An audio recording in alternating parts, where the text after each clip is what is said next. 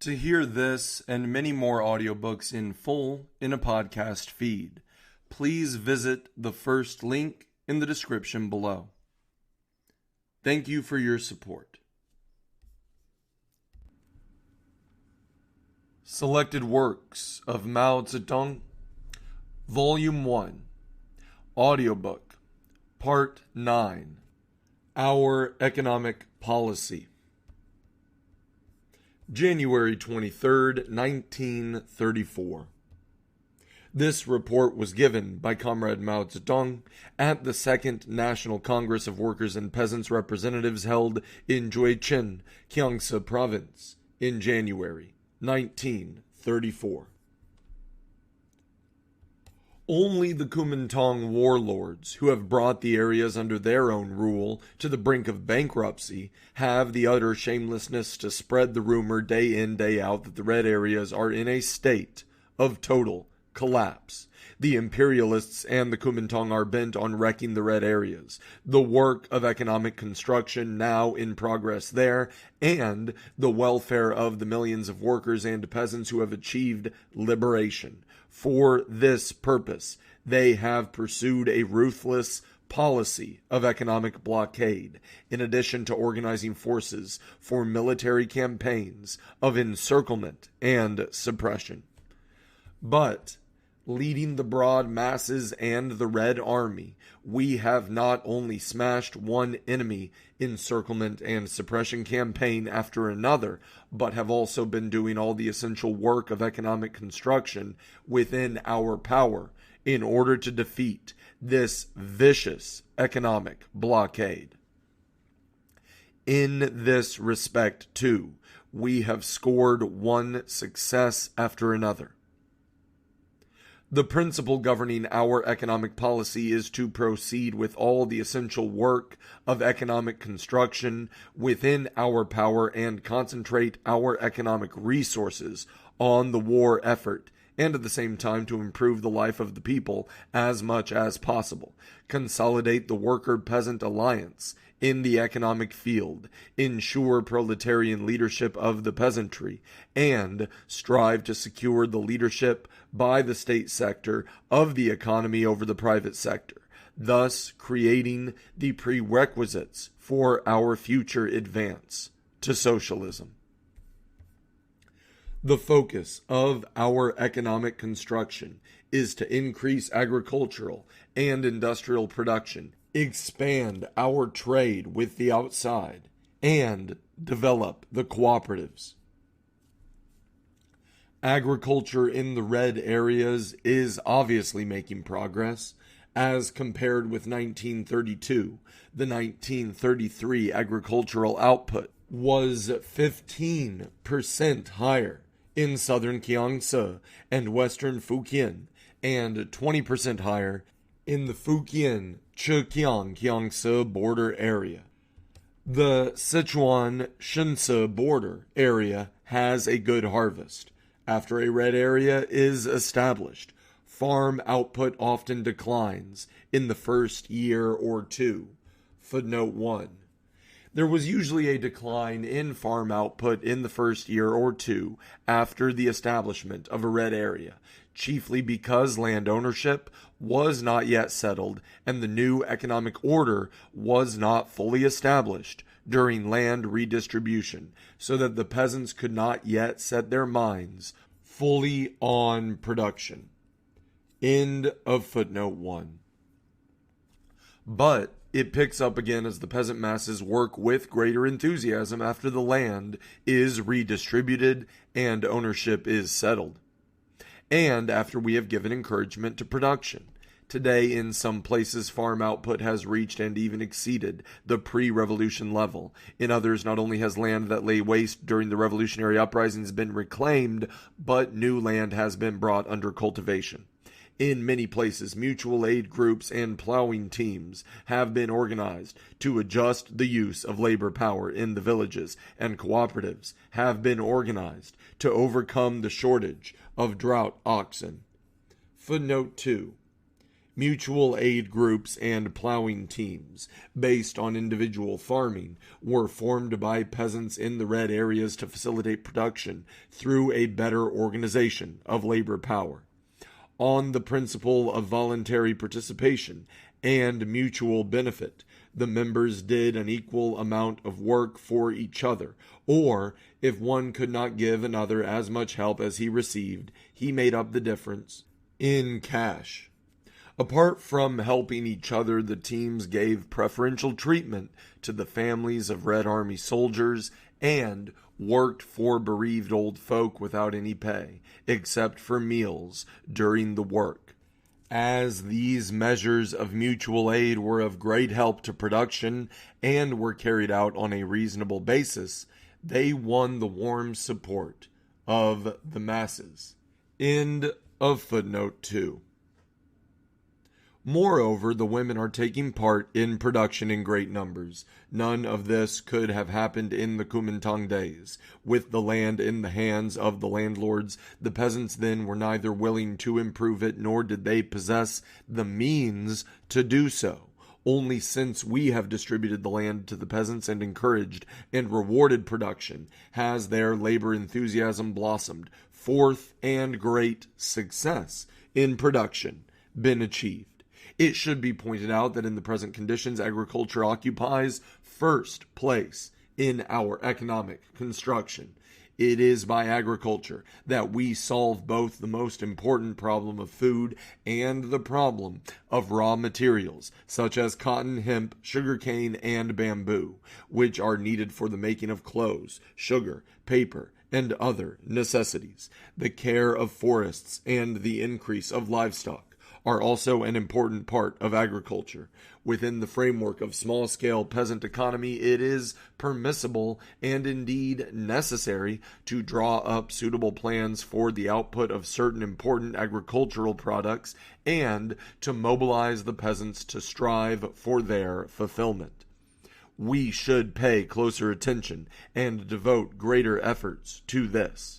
We must actively lead the peasants in solving such difficult and essential problems in production as labor power, drought oxen, fertilizer, seed, and irrigation. In this connection, our fundamental task is to adjust the use of labor power in an organized way and to encourage women to do farm work. The necessary measures to solve the problem of labor power are organizing mutual aid groups and plowing teams, and mobilizing and encouraging the whole rural population to help during the busy spring and summer plowing seasons. Another big problem is that quite a large proportion, about 25%, of the peasants are short of drought oxen. We must attend to organizing drought oxen cooperatives, encouraging the peasants without oxen to buy them for their common use through voluntary subscription to shares.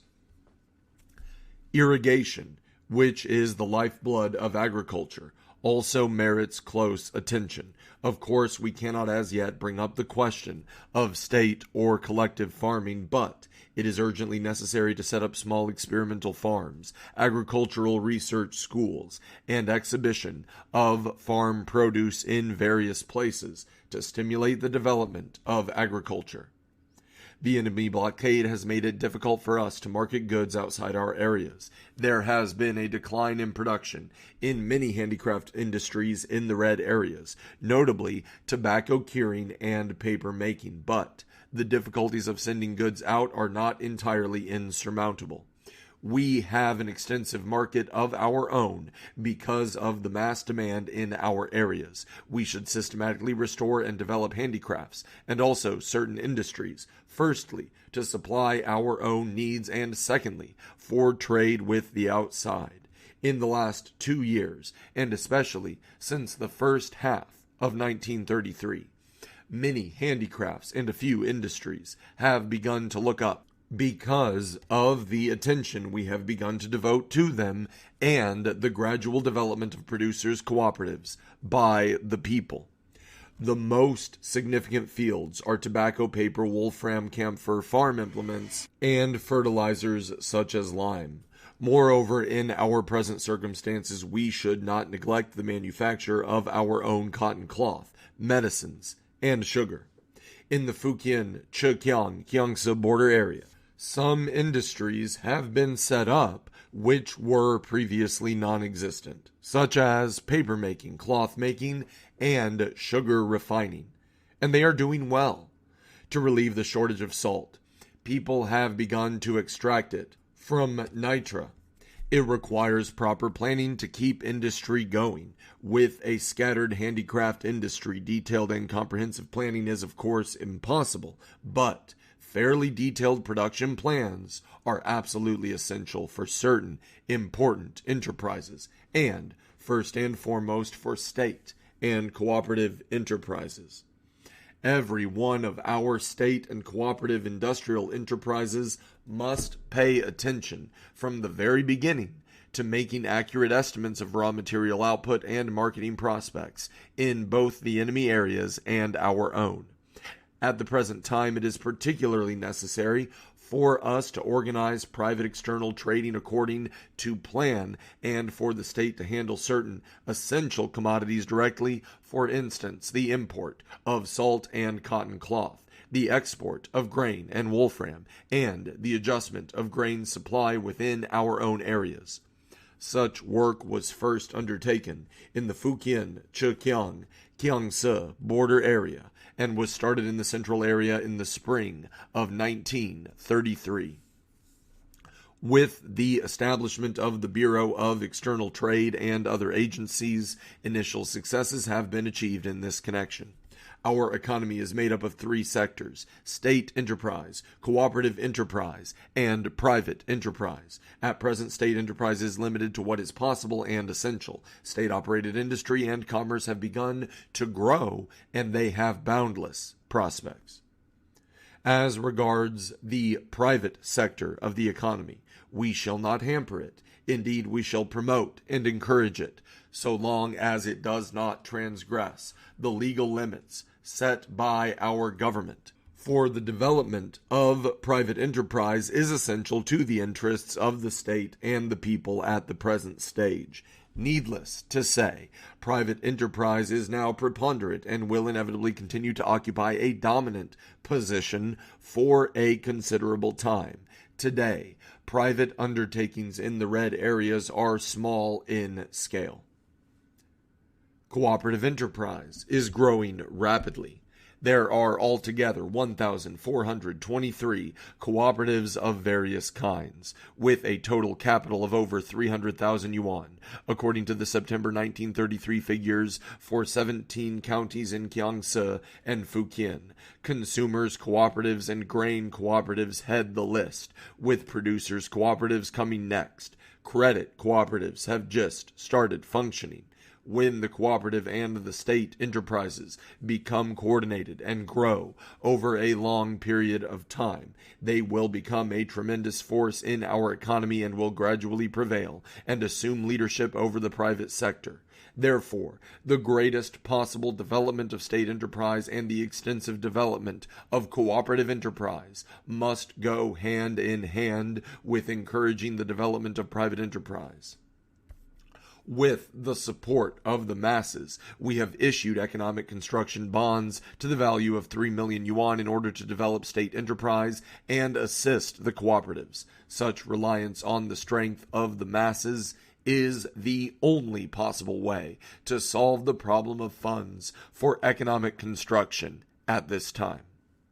To increase our revenue by developing the economy is a basic principle of our financial policy. It has already brought tangible results in the Fujian, Zhejiang, Jiangsu border area and is beginning to do so in the central area too. It is the duty of our financial and economic organizations to apply this principle conscientiously. In this connection, we should make quite sure that the issuing of notes by the state bank is based primarily on the needs of economic development and only secondarily on purely fiscal needs. Thrift should be the guiding principle in our government expenditure. It should be made clear to all government workers that corruption and waste are very great crimes. Our campaigns against corruption and waste have already achieved some results, but further efforts are required. Our system of accounting must be guided by the principle of saving every copper for the war effort, for the revolutionary cause, and for our economic construction. Our methods of spending state revenue must be strictly different from those of the Kuomintang. At a time when the country is plunged in economic disaster, when hundreds of millions of people are suffering the terrible hardships of hunger and cold, the people's government in our areas is staunchly pressing ahead with economic construction for the sake of the Revolutionary War and in the interests of the nation, regardless of all the difficulties. The situation is perfectly clear. Only by defeating imperialism and the Kuomintang, and by undertaking planned, organized economic construction, can we deliver the people of the whole of China from unprecedented disaster. End of our economic policy.